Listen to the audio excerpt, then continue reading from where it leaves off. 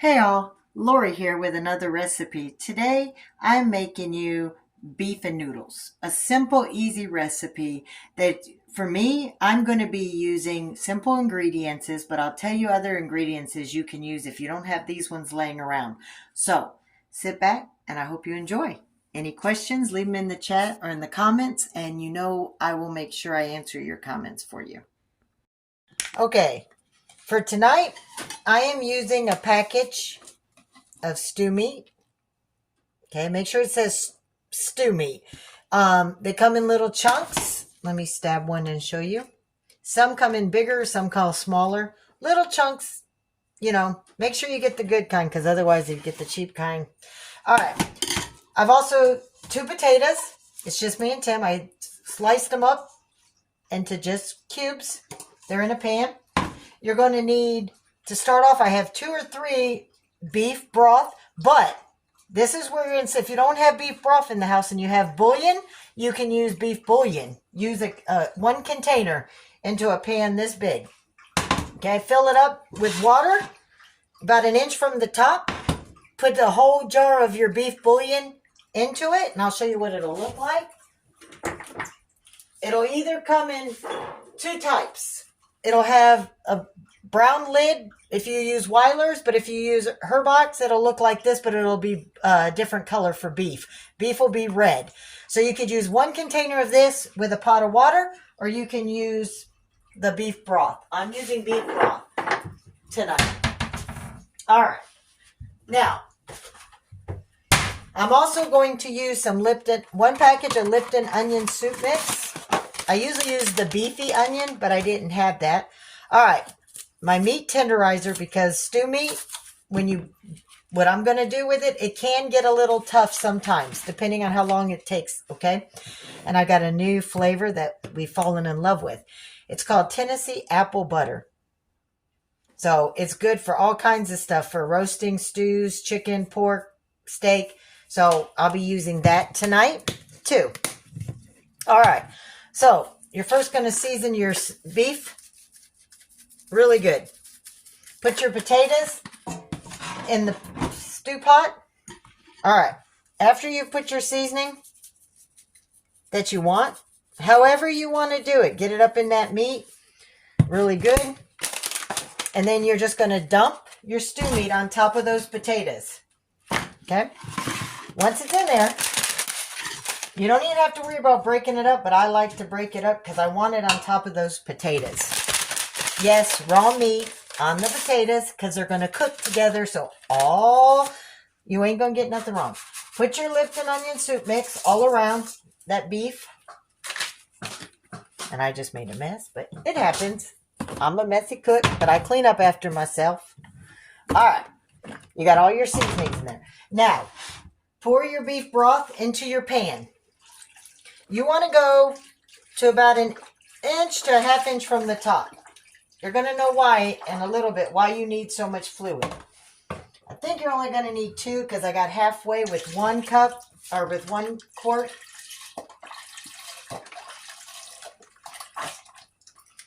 All right. I'm going to need a little bit more.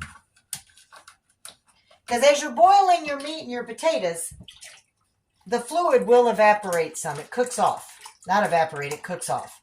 So for this part, you can fill it up, like I said, to about 1/2 inch from the top. So it did take 3. All right. So I have it filled, as you can see. Turn it on high. You're going to let this boil.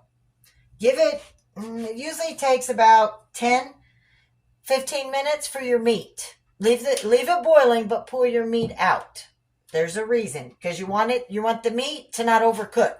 So when it's ready and the meat is almost completely done, it's nice and brown, but it's not all the way cooked through. I'm going to pull it out. And when I pull it out, I'm going to set it aside and I'll explain why on the next step. Once it's boiling, your meat will start coming up to the surface and you'll see it's floating. Not the potatoes. I'm trying to scoop. See the meat? So at this point, I am going to take that meat out. Oop. See, I spilt a little. I want the potatoes to keep boiling.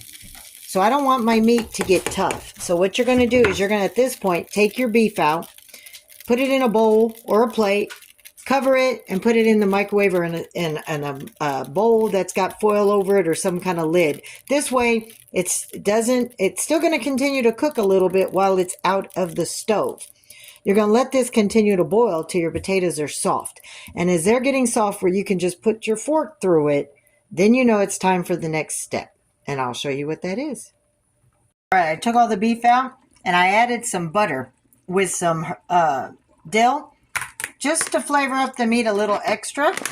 You can put garlic, rosemary, whatever you want, sage, and I'm going to let this sit in this covered bowl next to the potatoes until they're soft to the touch or to the fork. So I'm going to put a fork through the potatoes and okay, it's already cooked for 10 minutes. I'm going to give it another 10 minutes in this liquid. As it's boiling, as soon as it's ready and the potatoes can go a fork through it, not only will I add the meat back in, but there's another twist that'll come back to play. I'll see you in a minute. It was boiling. I took it off for a minute because I had to get a few things, but you can see it's starting to reboil again. Anyways, it's boiling. My potatoes are done. Now, you're going to need a bag of dumplings or egg noodles. Okay? Just pasta. And I like the dumplings, but egg noodles are the same. I like the wide noodles. All right. I also got some cornstarch, a little bowl, and a teaspoon. So I'm going to fill this with 1 teaspoon in this bowl.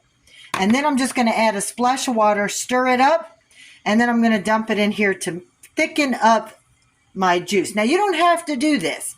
If it's just soup and you want it loose, just to make it like a soup, so it's just this type of juice, see? Then that's fine. You don't have to add it. I want to thicken it up. Now, while it was cooking, as you can see, I added a can of green beans. You can add corn. I usually add corn and green beans, but tonight Tim just felt like green beans. So green beans, potatoes, and the beef stew. All right, I'm going to show you how to do the cornstarch. All right, like I said, I'm going to take a teaspoon, okay, pour it in here. It's going to look like that. So let me add some water and I'll show you. You're just going to add just a little bit of water, not a lot. And you're going to stir this up and break it down so there's no lumps. Because you don't want any clumps or lumps inside this. So it should be like a milky. Okay? And then you just pour it into your mixture and stir it in. So once you dump it, you stir it. Now, I have such a big pan, I'm actually probably going to add one more. So I should have did a tablespoon. So I'm going to do it one more. I'm going to add a little bit more water. And I'm going to re-stir this again.